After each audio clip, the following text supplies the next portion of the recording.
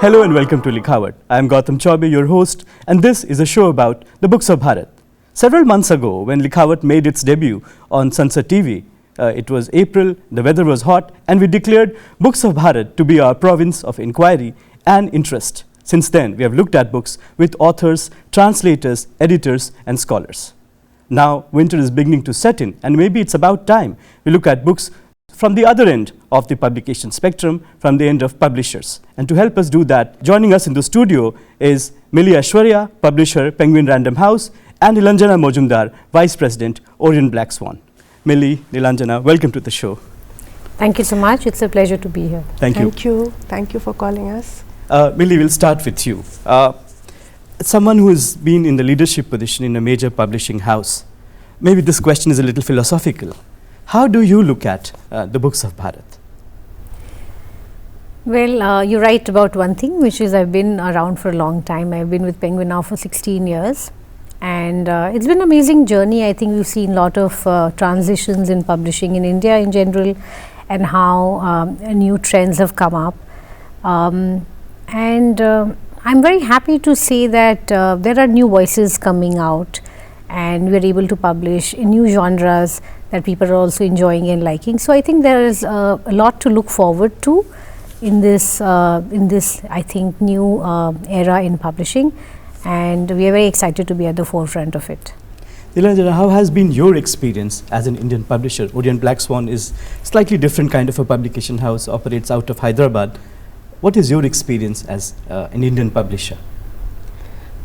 We have been in the business for the past 76 years almost. So the company, it became an Indian company in 1948. So it's almost as old as the nation is. So when we look back, I can say that it's been a journey, an excellent journey, a journey that we can look back on with a lot of pride, and a sense of duty and responsibility with which we have, worked on content, and we will continue to, so that, we can offer our readers the best content that is available. Right. The first question was philosophical. The next one is quite encyclopedic. Milli, you've been in publication for a very long time, and when you look at the scene, the publication scene, particularly Indian books in English, what is your sense of its growth or of its boom or stagnation? How do you look at Indian English books, not necessarily Indian English fiction, as a publisher? Like I said, a lot has happened in the past 10 years, and when I joined publishing and when I became a commissioning editor with Random House 16 years ago, we had a lot of diaspora authors that we were publishing, and there were some authors from India too, but local publishing was also, I feel, at a nascent stage. So since then there is I think the market has grown, the readership has become diverse and wide, and we've moved on from Chetan Bhagat to Amish Tripathi to so many other writers that you now read. We're talking about Sudha Murthy just now. So I think the market has evolved both for fiction and non-fiction, for both these genres, and a lot of homegrown talent has come up, which we are proud to be associated with. We can talk about trends and other things in more detail later, but spirituality, which India is, I think, the home of, has been doing very well. Mind, Body, Spirit, self-help, war and military stories, which was very big internationally, but we never had our own stories and our own books, and we've been able to publish some of these books. India's Most Fearless by Shivarur and Rahul Singh is very, very popular, and we've published 3 books under the series now. So there are many, I think, new and exciting things happening in publishing, in local Indian publishing, like you mentioned, and I see this industry to grow more in the future. Has the author profile changed for Orient Black Swan as well? Not really, I wouldn't say that.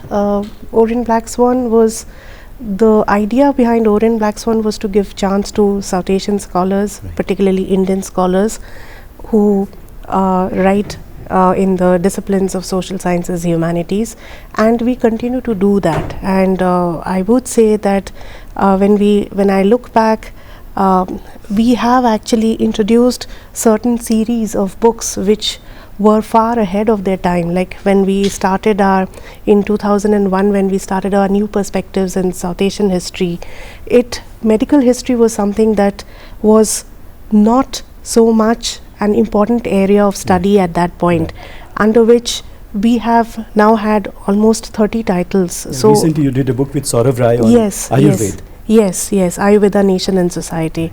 So that was quite ahead of its time. Our literature in translation books that we publish in that series, though that literature in translation is now a very stylish thing. A lot of publishers are getting into that area and are publishing translations, but we did it very many years back, maybe in the 1980s, 85. That is when we started that, and we are going strong in that area still. So with Indian languages publishing, ours was again, we started it in 1980s, the Indian languages publishing, though we continue to do just textbooks in Indian languages publishing, but still we have held on to those areas that we started off with. So those other voices are also something that we are looking at, and we are continuously looking forward to kind of assessing manuscripts that are along those lines. But Millie, you would also agree with me when I say that a major chunk of publication these days, especially in the fiction segment, is translations from Indian languages. And isn't that nice? that is exciting. exactly nice. But whenever the matter is brought up, the question of translation, there also murmurs of a translation pyramid, where Malayalam and Bangla, these two languages, are right at the top. I mean, I was fortunate. One of my book was translated by Penguin, first translation from Bhojpuri. Yes. But what is your translation policy generally? So how do you propose to tackle, if at all, that translation pyramid? So we don't have a translation policy, Right. and like you mentioned, we also have been doing translations in several years. So we were invested in translations, and we started acquiring books from various Indian languages about 15-20 years ago, and a lot of them have started coming up now. The writers have become more popular now, whether it's Gitanjali Shri or Perumal Murugan. What we consciously think is that we should have representation from various Indian languages, so from Sanskrit to Khasi and a lot of other, so not only Hindi and Bangla, Gujarati, Malayalam, Telugu, Tamil, but we also look at other languages that we can tap into and the hidden gems that are available. There are some great works in Marathi, and so I think when we plan our list, and we usually do about 15 or more translations in a year, then we think through these things. What languages have we not really published into? Is there something missing? And not only in fiction, I think there is a lot of scope and potential in translation in non-fiction, which is my personal belief, and I also have been pushing for this. So that is also something very exciting. We started a series with the Ashoka University. We are publishing 10 books in translation from 10 different languages, and these are all non-fiction works. Right. So I think there is a lot to do, and translation doesn't only mean translation in fiction, but also in non-fiction, and I think that is something that we've seen growing, and we want to do more in this area in the future. Right. What about you? Is OBS also planning to translate some non-fiction? Yes, and we have done some. So we would like to continue with that. So we have done Rita Kudhari's Agni Pariksha, for instance, some years back. Right. So that was a non-fiction, and I have to remember. So yes, so that's an area that there are a few in the pipeline which I cannot talk about now. So yes, that's an area we are consciously looking into. But what is Orient Black Swan's translation policy or language policy? Because India is diverse, and the scholarship that you cater to, the scholars that you cater to primarily publish their work or write their work in different languages. What languages do you primarily deal with?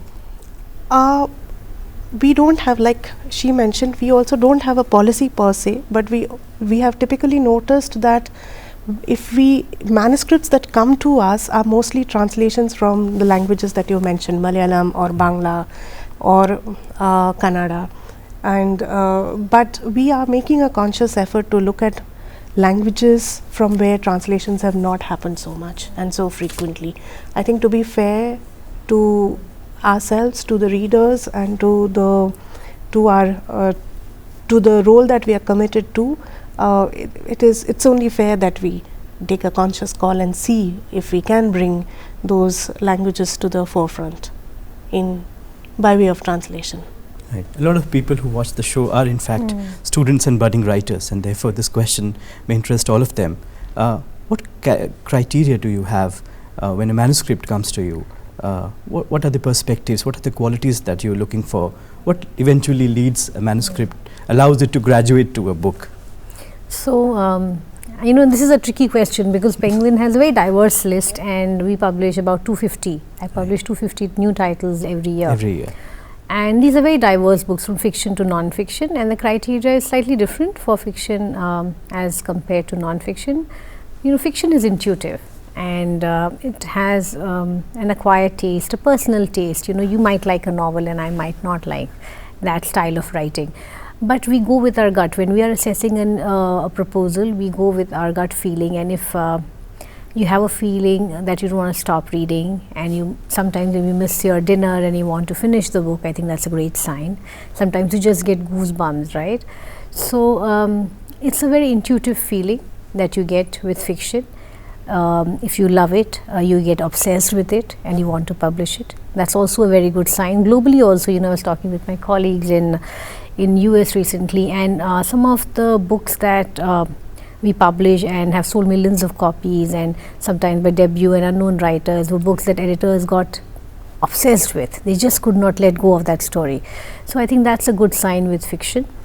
With non-fiction, I think we definitely want authoritative voices. Right. Let's say you're writing about space, then you should have knowledge and expertise in that area. We also look at gaps in a particular genre or subject. Are there enough books?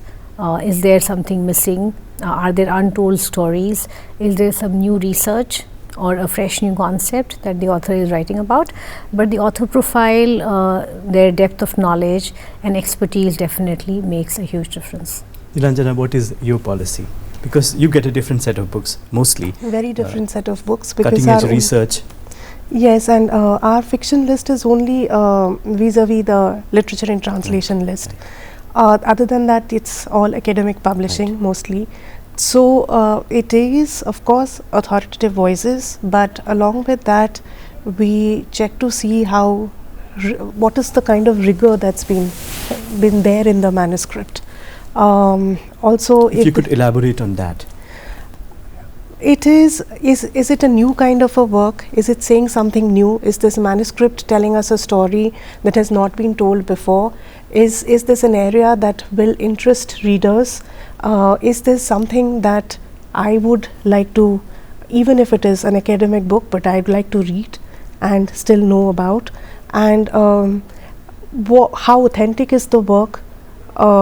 Because there are issues of plagiarism, self-plagiarism, etc., that we always have to tackle in academic publishing. I'm not sure how rampant that is in their case, but referencing. So, what kind of these are some of the I would say key pointers, how strongly it's been referenced, how well it has been the author has indexed it, how well has the story been told, is it a different story, it's a repetition of the same old thing. So these are kinds of things that we look for in a manuscript when we assess it. Right. I'm told, Millie, that commercially non-fiction makes better sense. And when I look at your non-fiction list or non-fiction list generally, I see three categories. One is, of course, biographies of politicians and bureaucrats and army general in some cases. Then there is the spirituality, books on spirituality, mythology and scriptures. And then there is books on sports.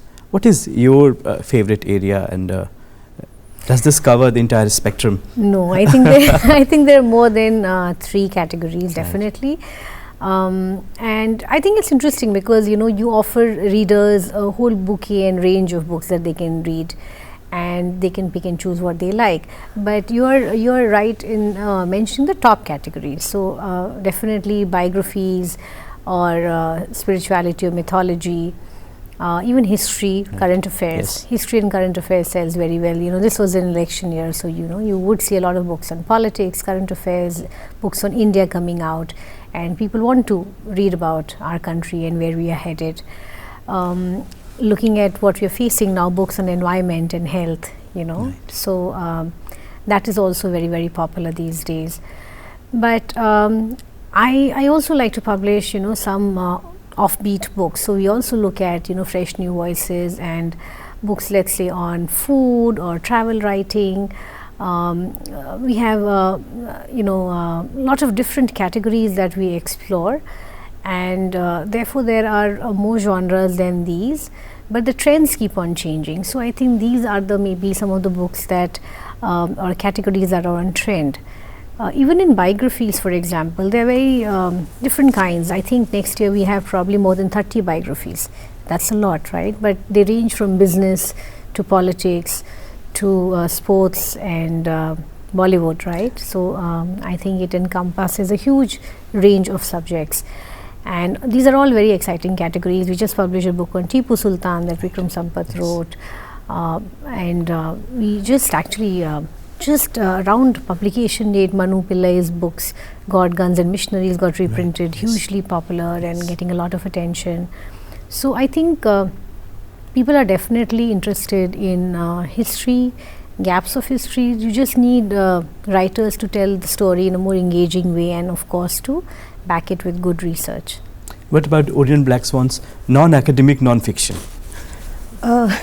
Non-academic non-fiction, we have seen history, as she said, of course, gender studies books, books on women, they sell, books on labor. These are strictly speaking academic titles, books on migration. So these are titles that do very well. Textbooks, of course, we have a textbook list, and some of our textbooks have been bestsellers for years on, like Bipan Chandra's History of Modern India, Satish Chandra's History of Medieval India, and we've also been doing a little amount of UPSC textbooks. We've just about started. So those books do well, but generally when we talk about academic non-fiction, these are the areas that I just mentioned. Those are the ones that sell most. Any favorite book of yours from your recent publication list? We'll come to you with the same question. Yes, we just published Vallabhbhai Patel, which I'm still in the process of reading, but it's so engaging that it's a 900 plus page book. It's very difficult to put it down, and it's by Rani Dhawan Shankar Das. So it's not a biography. It's the story of Patel told as she's done the research and as she's found it, and also how other leaders around the time have seen Patel and have thought about Patel and how they have viewed his politics and his policies. So it's a very engaging work. It's a very lengthy work, but it's a very engaging work. And Millie? I just want to add one more category that we publish actively in, and this is actually for Penguin the most profitable list, and which is a business list. Absolutely. And we publish about 50 books every year, 50 new books under this genre, and they are very profitable and successful, and they range from serious business books to business series that we have with IIM Ahmedabad to so new profitable for those who read them as well. Oh yes, I hope so. That's why they're buying it. But I think India, in the way we are growing, it's a growing country. It's an aspirational country. There are a lot of young people. So I feel that they also want to, they want a better life. They want to learn about what's happening around us, new things like AI or tech, or read about Indian brands. I think there's a lot of interest in homegrown Indian brands. So those kind of books also are doing well. I'm looking forward to a bunch of books actually, so we were making a list of highlights for next year, and it was very, very difficult.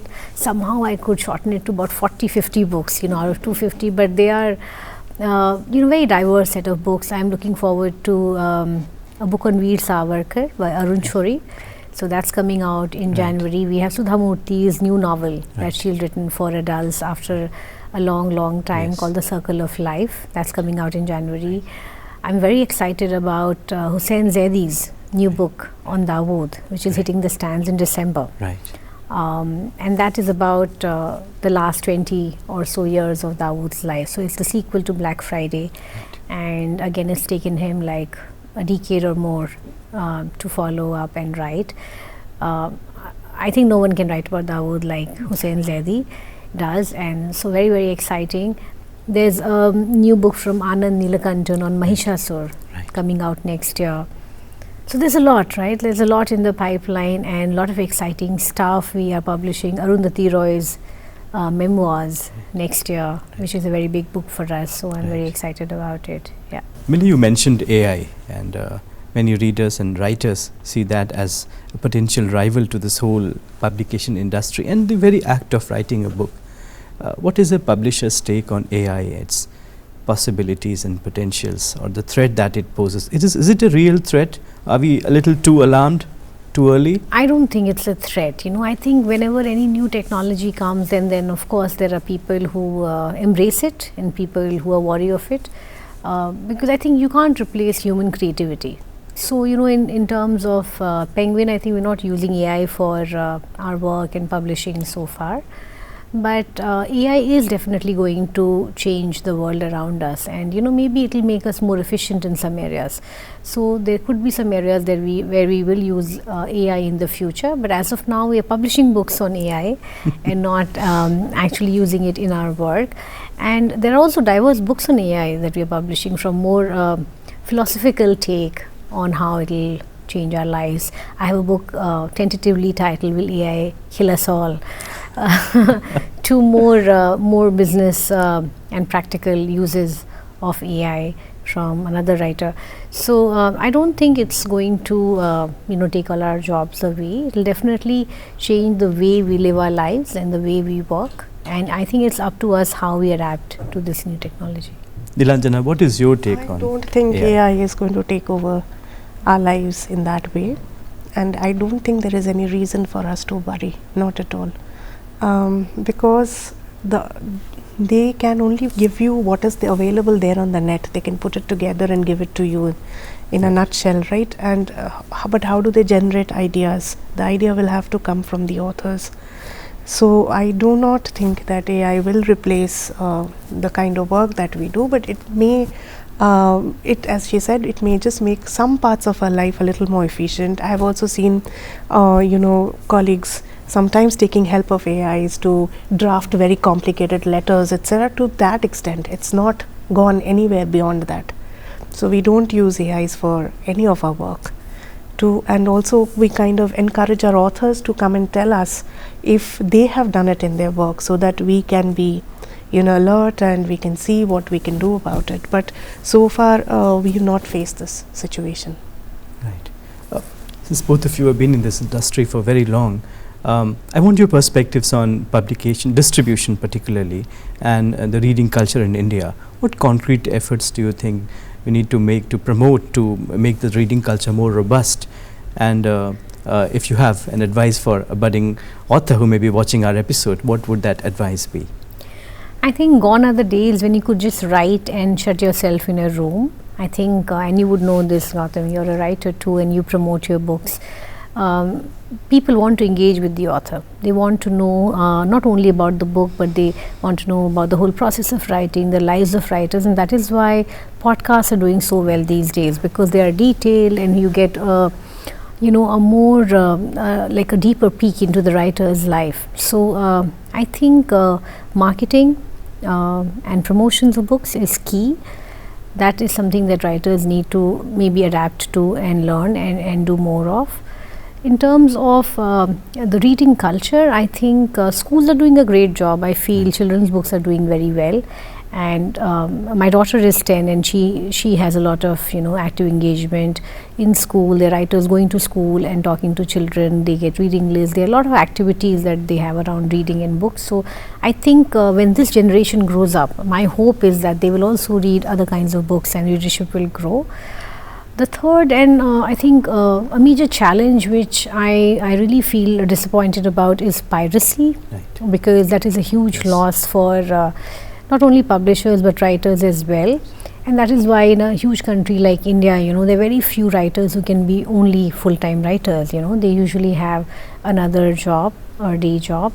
So piracy is something that needs to be controlled, and I think only publishers cannot do everything. I think there has to be stricter laws, and government also has to pitch in. But I think if that is controlled, we'll see a huge difference in the actual sales numbers of books. Ranjana, what is your take?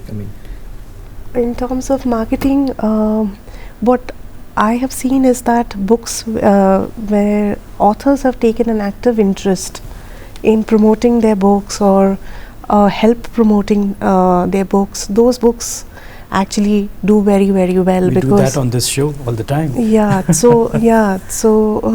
That is actually very helpful, because a lot of authors, because we are in academic publishing, we feel that we have seen this happen, that they feel that once they've written the manuscript, they've handed it over to the publisher, their role has come to an end largely. It's the publisher who's now going to edit it and take it to the market, sell it, etc. But the author is the person who knows her or his book the best. So it always helps if he or she can join hands with the publisher in promotion, in distribution, etc. And unless there is good marketing, good promotion, it's very unlikely that your book is going to be seen, be visible. In terms of reading culture, I would say yes, of course, schools are doing perhaps a good job, but this is my personal take on the matter, that is, kids, they learn best when they see something happening in their environment. So parents also do need to read in their presence. You don't always have to tell your children that you read, sit and read, etc. You can read perhaps with them, in front of them, for them to also understand that this is an important part, and they need to imbibe the culture of reading and also kind of spread it amongst friends, because unless you see people reading around you, you will not learn to read. It's only when a parent is reading, a mother is reading, or a father is reading, and the environment is that of people sitting down and reading, is when kids pick up, and then they grow up to being a reading public. Right. Somebody who hopes to publish with OBS, what is the process? That goes for Millie as well. You can either write to me directly, or you can upload your proposal on our website, and it comes to the editorial team, and the editorial team assesses, and then there are various steps.